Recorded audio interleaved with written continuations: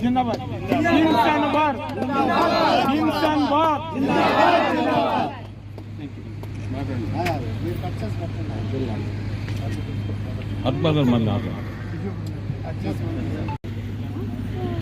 నూట 34వ జయంతి సందర్భంగా బాబాసాహెబ్ మీరు ఇప్పుడే 134 సంవత్సరాల నాడు భారతదేశంలో పుట్టడం జరిగింది.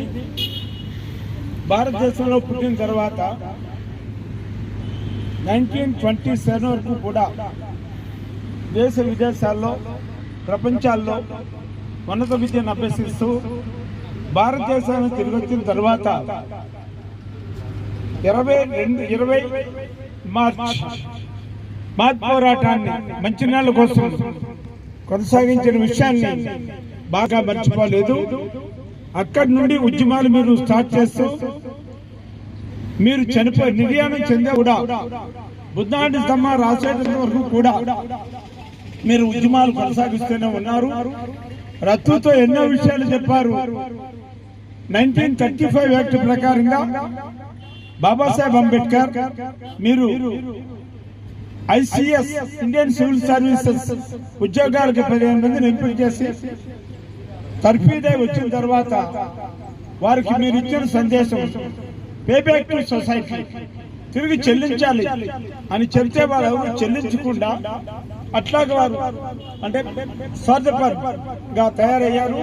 అప్పుడే బాబాసాహెబ్ అంబేద్కర్ ఒక మీటింగ్ లో మాట్లాడుతూ educated people have been deceived me, చదువుకున్న వాళ్ళే నన్ను మోసం చేశారు అనే విషయాన్ని కన్నీళ్లతో బాధతో చెప్పారు.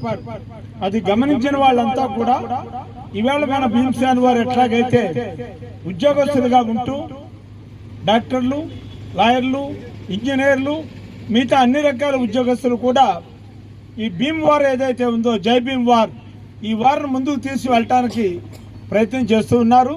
నేను నా హృదయపూర్వకంగా అభినందనలు తెలియజేస్తున్నా. నా పూర్తి సహకారాలు ఉంటాయి.